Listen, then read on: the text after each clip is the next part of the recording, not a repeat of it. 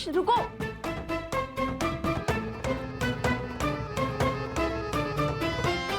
माता, और रुकने के लिए मत कहिए, बहुत भूख लगी है।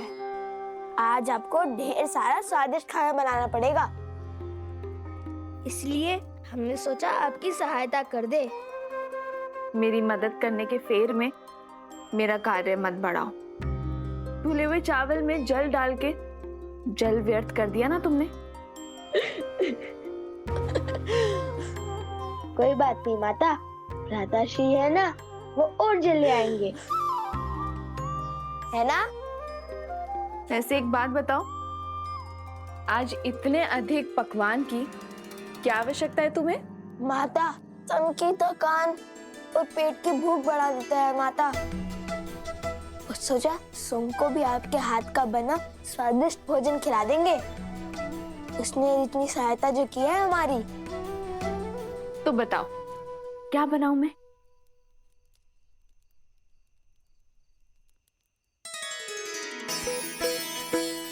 माता, मुझे तो अनेक वस्तुएं प्रिय हैं, जैसे कि खीर, मालपुआ, दही, मक्खन, केले, लड्डू। हाँ माता, जैसे खीर, मालपुआ मालपुआ। अत्यधिक परिश्रम तो किए तुम दोनों ने, तो उसके लिए 2 गुना फल तो मिलना ही चाहिए। मैं दोनों बनाती हूँ।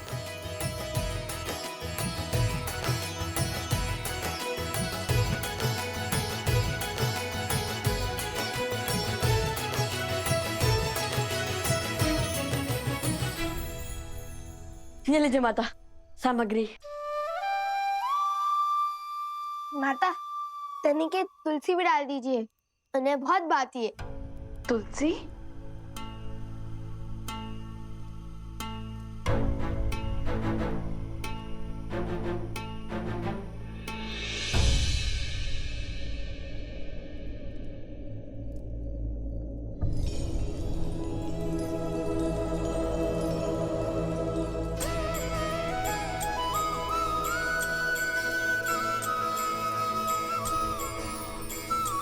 ठीक है, डाल दूंगी।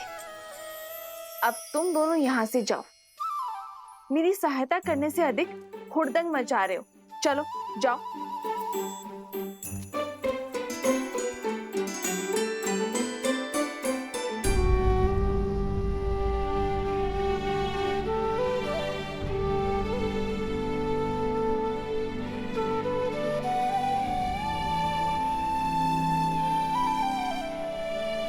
मुझे क्षमा कर दो लक्ष्मण, मैंने तुम्हें रोककर अनर्थ कर दिया।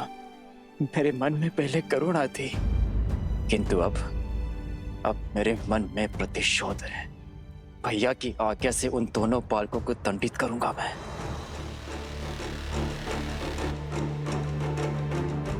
सूर्य की पहली किरण के साथ हम प्रस्थान करेंगे।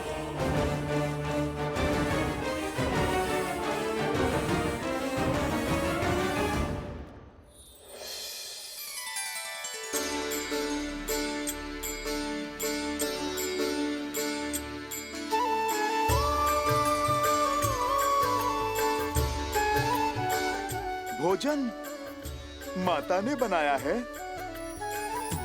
बहुत स्वादिष्ट है ना? सोमकर्ण को छका कर आए हैं। वो क्या है ना, उसी के नाम से तो हमने माता से इतना सब कुछ बनवाया है। वैसे हम असत्य नहीं बोलते, किंतु बंदी को भूखा भी तो नहीं रख सकते ना। कोटि कोटि धन्यवाद, किंतु एक दुविधा है, इसे मैं खाऊंगा कैसे?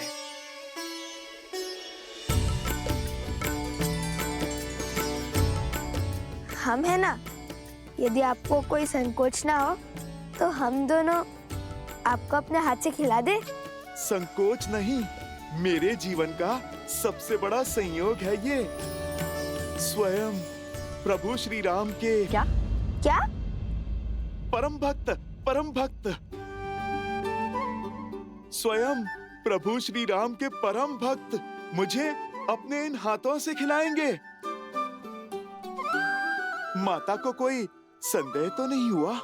भोजन के समय मन में उल्लास होना चाहिए, प्रश्न नहीं। हम दोनों की चतुराई के समक्ष किसी को संदेह कैसे हो सकता है? आप निश्चिंत होकर खाइए। हमें समय पर आश्रम भी लौटना है, अन्यथा माता को सत्य में संदेह हो जाएगा।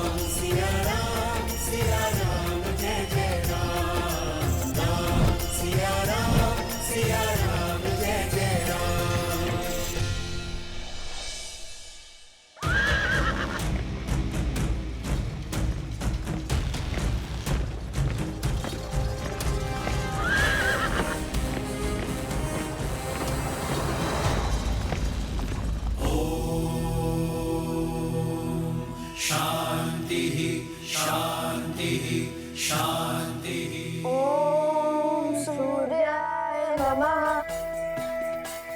हे माता तमसा, सदा की भांति आज भी हम वन देवी के पुत्रों की रक्षा करना। मैं एक बार आपसे पुनः कहता हूँ, बात को बढ़ाने से अच्छा है एक बार बात कर लेना।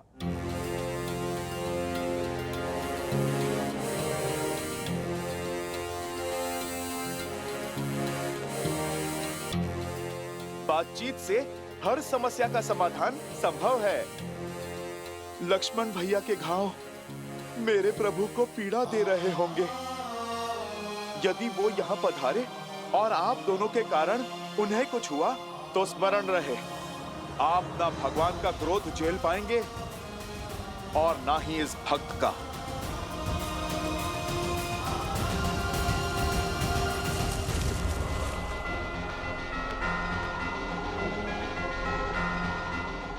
इस संसार का कोई संकट नहीं जो शब्दों से ना सुलझ सके। समझ गए, सब समझ गए। किंतु एक बात है जो समझ में नहीं आ रही। श्री राम के भक्त को उनके विरोधियों की इतनी चिंता क्यों? जिन्होंने आपके प्रभु का अश्व पकड़ा, उनके काज में विघ्न डाला। राम काज सफल बनाने वाले हनुमान जी भला हमारी सहायता को क्यों तत्पर हैं? लवकुश मेरे ही पुत्र। आप राम काज पूर्ण करने में असफल रहे। मुझे मेरे प्रभु को कुछ समझाने की आवश्यकता नहीं है। वो तो मेरे हृदय में बसते हैं। वो मेरा मन स्वयं ही पढ़ लेंगे। किंतु आप दोनों को अब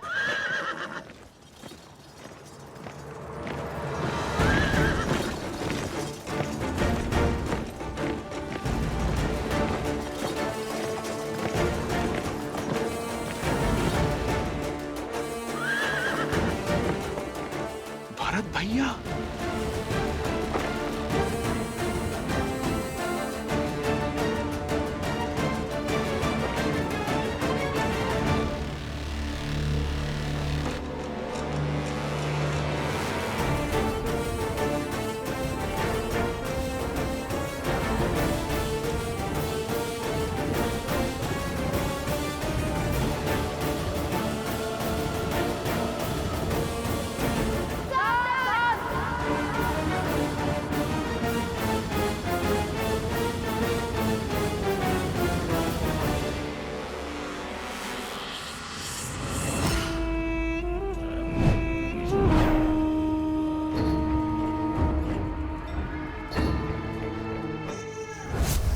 द्वंद नहीं, शुभ अवसर है जो एक साथ मेरे सारे लक्ष्य भेद देगा।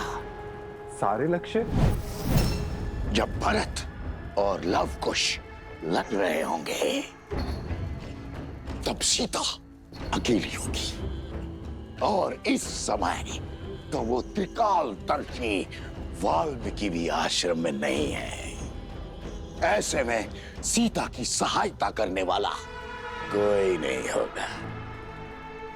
हम सीता का वध करेंगे।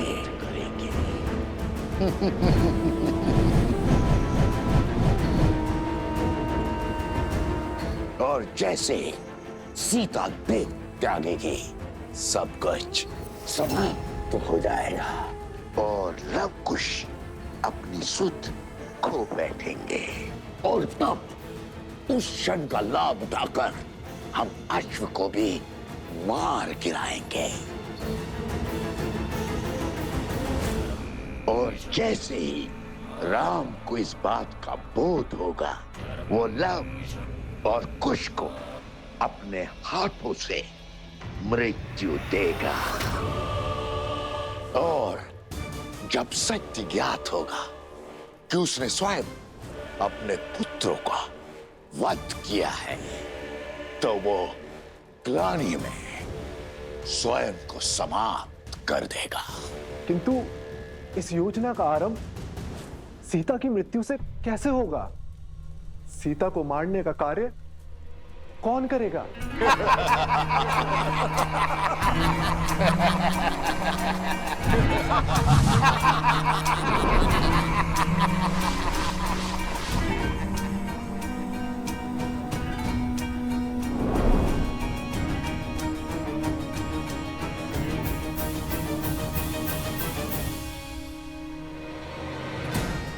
ये है वो शक्ति जो सीता की श्वास छीनेगी।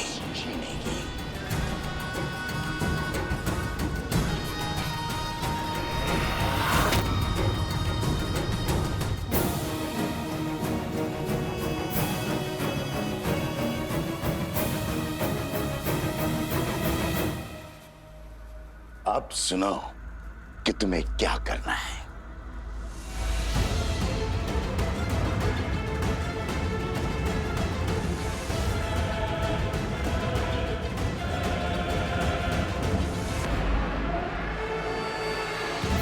अब सीता का बचना असंभव है। मेरा मन जानता है कि कल मुझ पर प्रहार करने वाला असुर साधारण नहीं थे, किंतु मुझे मारने की योजना कौन बना रहा है? मेरी मृत्यु से किसका लाभ होगा? अरे मेरी अंतिम श्वास में किसका हित छुपा है? ओ गुरुदेव, अनर्थ हो गया गुरुदेव। गुरुदेव,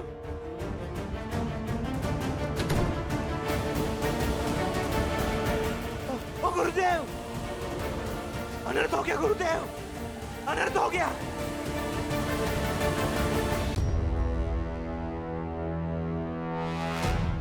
हनुमान जी, मैं मान ही नहीं सकता कि संसार का कोई भी बल आपको बांध सकता है, परंतु आप इस अवस्था में, अर्थात आप इन दोनों बालकों की मीठी बातों में आ गए। इन्हें बालक समझकर इनके हट के आगे बंद जाने की भूल जो आपने की है, वो मैं नहीं करूंगा। लक्ष्मण, शत्रुघ्न और हमारी सेना की जो इन्होंने दुर्दशा की है, उसके लिए मैं इन्हें दंड अवश्य दूंगा। और दंड यदि श्वास हरण का हो तो भी उसकी आज्ञा मुझे महाराज श्री राम ने दी है, क्योंकि इन दोनों बालकों का अपराध क्षमा योग्य तो नहीं। बालकों, धर्म की मर्यादा रखना रघुकुल का दायित्व रहा, इसलिए मैं तुम्हें एक अवसर देता हूं कि चुपचाप अश्व मुझे लौटा दो, या फिर अपनी मृत्यु के लिए सच हो जाओ तुम दोनों।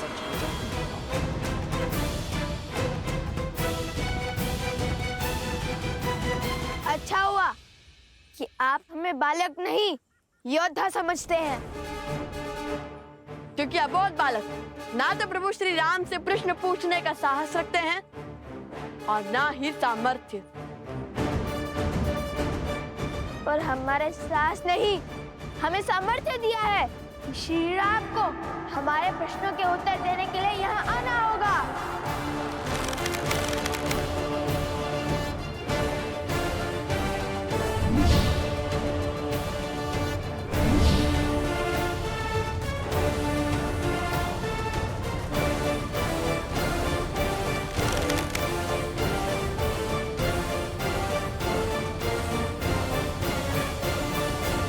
अनर्थ हो गया गुरुवर, अनर्थ हो गया। वहाँ पीछे वन में मैंने देखा। धैर्य रखकर ठीक से बताओ। वहाँ मैंने देखा वन में राज अनुज भरत क्रोध से लाल होकर लोग उससे लड़ने आए हैं। और लवकुश ने तो साक्षात हनुमान जी को बंदी बना के रखा है। अनर्थ हो गया। ऐसी स्थिति में लवकुश के प्राणों को संकट हो सकता है। शत्रुघ्न जी और लक्ष्मण जी जैसे शूरवीरों को परास्त करने वाले लवकुश, उनके लिए भरत जी को हराना कौन सी बड़ी बात है। और सुना है भरत जी है भी बहुत धैर्यवान है, किंतु इस समय अपने भाइयों पर हुए प्रहार से क्रोधित होंगे और सदा धैर्य का हाथ थामने वाले के भीतर जब क्रोध की अग्नि प्रज्वलित होती है तो सब कुछ जलाकर भस्म कर देती है। अब हम क्या करेंगे? एक और लवकुश को दिया वचन है कि भगवान वाल्मीकि के आने तक हम वन देवी से कुछ नहीं कहेंगे, और दूसरी ओर लवकुश के प्राणों पे छाया संकट है। ऋषिवर,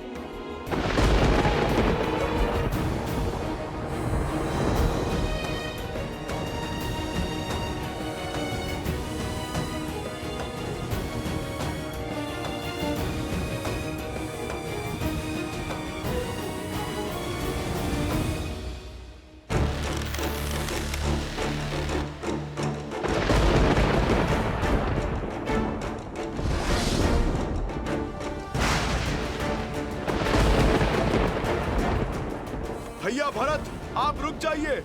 ये दोनों अबोध बालक हैं। इस कथा के कई अध्याय इस संसार से छुपे हैं भैया। बस हनुमान जी, आप दो योद्धाओं के बीच में बाधा मत बनिए। मत भूलिए कि आप हस्तक्षेप के अधिकारी नहीं हैं। हम आपका सामना करने के लिए सज है राजा रुज, और हमारा प्रहार सहने के लिए भी सज हो जाइए।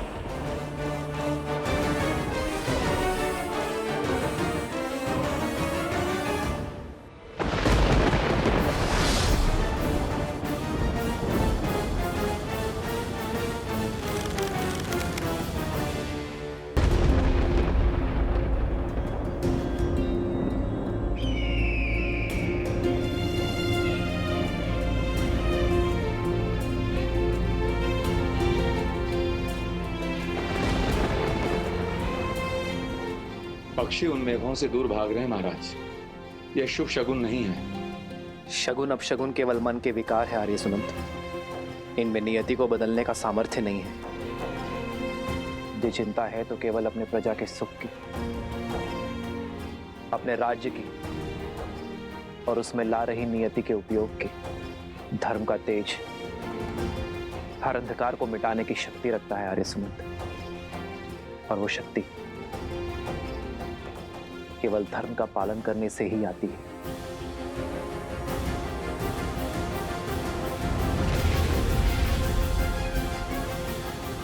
राज अनुज भरत जी, हम भी धर्म का पालन करते हैं।